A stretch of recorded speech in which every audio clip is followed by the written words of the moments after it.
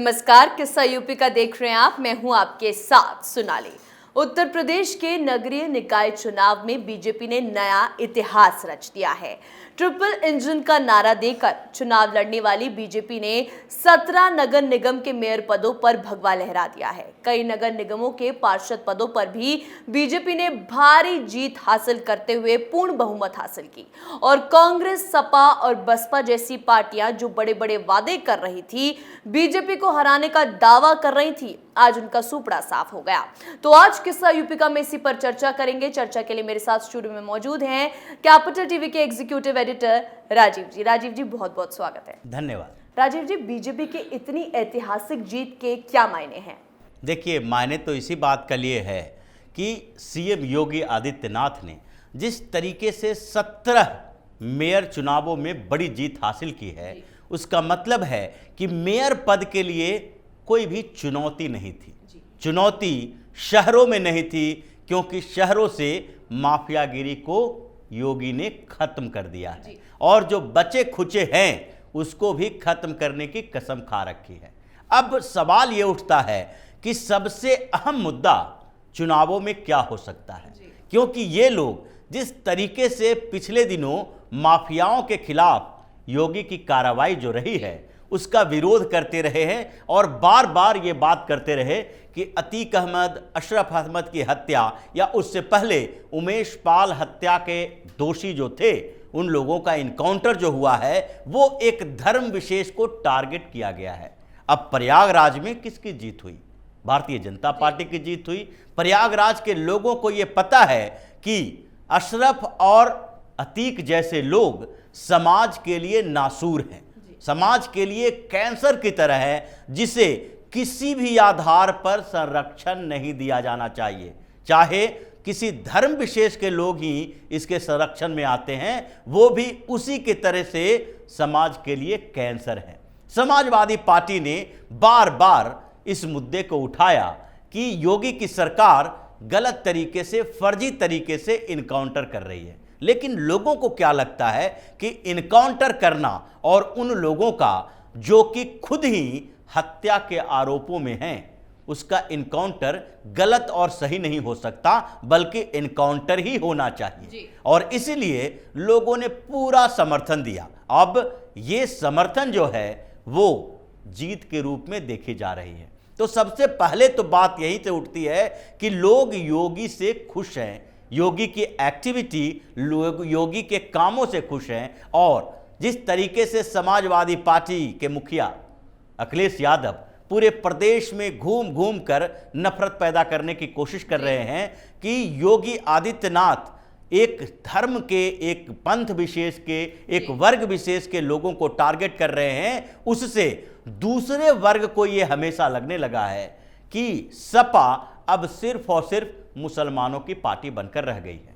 Samajwadi party मुसलमानों को vote लेने के लिए किसी भी तरीके से गुंडागर्दी को, माफियागिरी को बढ़ावा दे सकती है और इसलिए समाजवादी पार्टी अपने पूरे जोर जबरदस्ती प्रचार के बावजूद एक भी सीट मेयर की नहीं जीत पाई। यानी कि माफियाओं पर हंटर भी जीत का एक कारण है। एक बड़ा कारण है उत्तर प्रदेश जैसे राज्य में, जहां की लंबे समय तक इसका इतिहास रहा है कि अलग अलग क्षेत्रों में अलग अलग तरीके से माफियागिरी फैली है और जिस तरीके से वर्चस्व की लड़ाई में सामान्य लोग पिसते गए, जिस तरीके से पूर्वांचल का डॉन कोई और है, अवध प्रदेश का कोई और है, पश्चिम उत्तर प्रदेश में 4-4 गुट बने हुए हैं, ये सारे के सारे जो माफिया थे वो एक तरीके से संगठित अपराध को संचालित कर रहे थे। और जहां संगठित अपराध पैदा होता है, पनपता है, वहां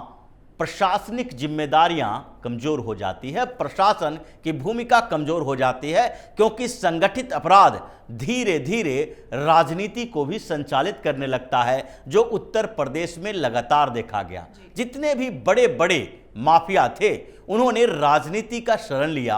कोई समाजवादी पार्टी में गए, कोई बहुजन समाज पार्टी में गया और कोई कांग्रेस के संरक्षण में रहा।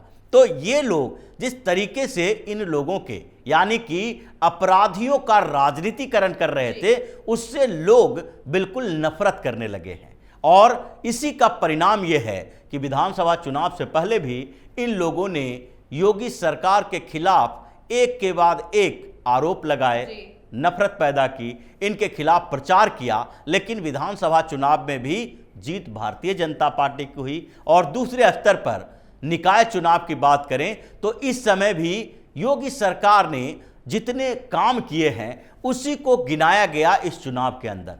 योगी के हर जो रैलियां थी, जितनी भी रैली इन्होंने की, उन रैलियों के सारे भाषणों को इकट्ठा कर ले तो हर समय उन्होंने क्या कहा था कि अब उत्तर प्रदेश माफियाओं से मुक्त होगा।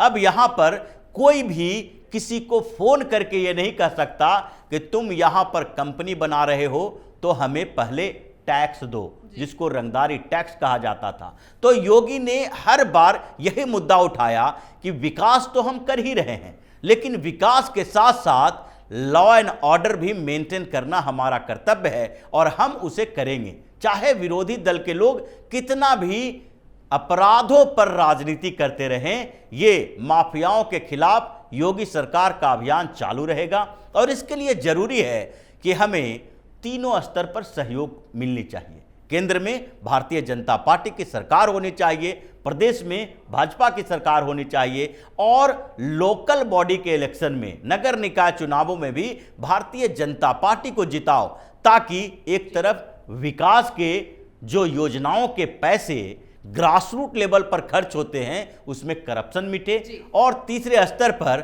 वहां पर भी अगर कोई गलत कर रहा है, छोटे मोटे अपराधी पनप रहे हैं, तो वहां के जो भारतीय जनता पार्टी के प्रतिनिधि हैं, जो सरकार का सहयोग कर सकते हैं, उनके माध्यम से हम उस आपराधिक गतिविधियों पर कंट्रोल कर सकें। मतलब योगी सरकार की उन बड़े कामों की ये जीत मानी जाएगी। लेकिन इसका एक और बड़ा मायने है, क्योंकि ये चुनाव कोई सामान्य तरीके से इस बात का संकेत नहीं है कि नीचे के लेवल का था, नगर पालिका नगर निगम का चुनाव था, लोकल बॉडी के चुनाव में कोई ऐसा आधार नहीं होता है। ये सब पर्सनली लोग जो चुनाव लड़ते हैं उनके अपने जो अचीवमेंट है उसी के आधार पर जीता जाता है।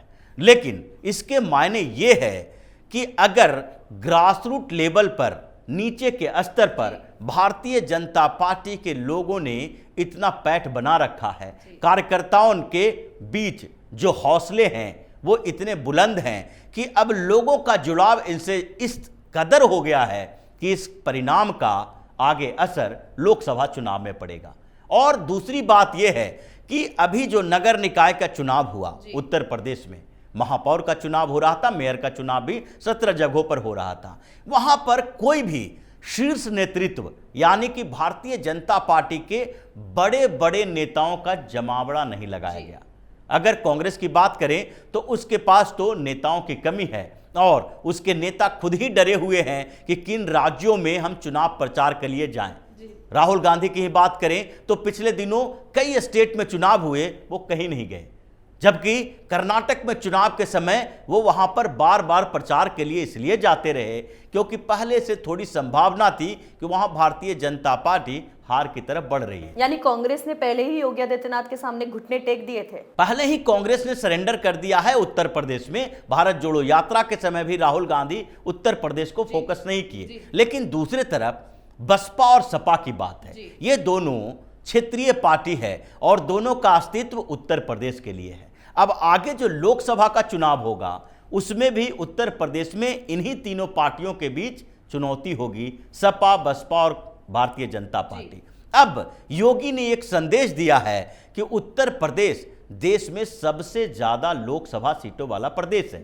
80 लोकसभा की सीटें यहां है और पिछली बार भी यहां पर बड़ी जीत हुई थी, लेकिन पिछली बार से भी बड़ी जीत होगी। पिछली बार के चुनाव में तो 10 सीटें मायावती को भी मिली थी, 5 सीटें अखिलेश यादव की समाजवादी पार्टी को भी मिली थी, लेकिन 5 में से 2 सीटें अखिलेश यादव ने पहले ही गंवा दिया उपचुनाव के दौरान। अब 3 सीटें पर बात होगी, लेकिन 10 सीटें जो मायावती को मिली थी वो भी धीरे धीरे खिसक जाएगी, क्योंकि विधानसभा चुनाव में मायावती का जो परफॉर्मेंस रहा है वो ये साफ तौर पर इशारा करता है कि उत्तर प्रदेश में अगर 2 पार्टियां आपस में अभी लड़ रही है तो एक दूसरे के आमने सामने सपा और भारतीय जनता पार्टी है। अब लोकसभा चुनाव में जिस तरीके से समाजवादी पार्टी को रिजेक्ट किया जा रहा है, उस तरीके से अगर देखा जाए तो 80 में से 75 से ज्यादा सीटें भारतीय जनता पार्टी ने जो लाने का टारगेट रखा था, वो योगी आदित्यनाथ के माध्यम से आता हुआ दिखाई पड़ रहा है।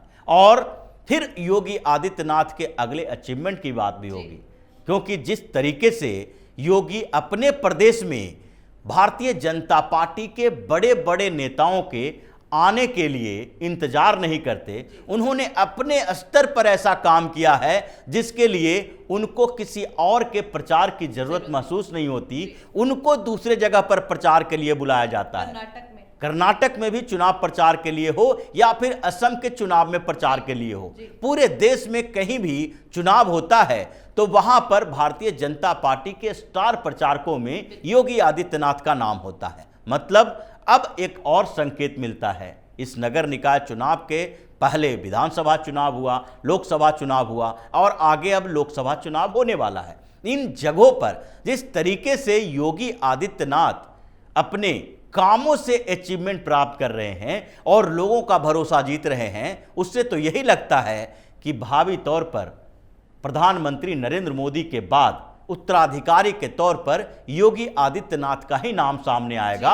और भारतीय जनता पार्टी के कुछ लोग जो योगी के नाम का विरोध करने वाले हैं, उनके मुंह भी बंद हो जाएंगे, क्योंकि लगातार जो अचीवमेंट योगी आदित्यनाथ की है, उससे अब इस बात से इनकार नहीं किया जा सकता कि पीएम मोदी का उत्तराधिकारी के तौर पर इनकी दावेदारी सबसे प्रबल होगी। बहुत बहुत धन्यवाद राजीव जी बातचीत के लिए। धन्यवाद। जी हाँ, तो अब यूपी में ट्रिपल इंजन की सरकार बन गई है। केंद्र, राज्य और निकाय में बीजेपी का कब्जा हो गया है। जाहिर है ऐसे में जनता की अपेक्षा भी 3 गुना ज्यादा बढ़ेगी। यूपी के लोक सरकार में इस जीत से जहां मिशन लोकसभा के लिए कार्यकर्ताओं का उत्साह बढ़ेगा, वहीं आगे की रणनीति को धार देने में भी पार्टी को सफलता मिलेगी। योगी के नेतृत्व में हुए दोनों बड़े चुनाव में पार्टी ने सामान्य जीत नहीं दर्ज की, भारी जीत मिली। निश्चित ही कोई चुनाव एक व्यक्ति नहीं, टीम लड़ती है। इन दोनों चुनावों में भी बीजेपी की पूरी टीम लड़ी, लेकिन यूपी की लीडरशिप योगी के हाथों में थी और वो अपने दायरे में रहकर बेहद मजबूत बैटिंग करते रहे और मैच जीतने में सफल रहे। किस्सा यूपी का में आज के लिए इतना ही। देखते रहिए कैपिटल टीवी उत्तर प्रदेश। नमस्कार।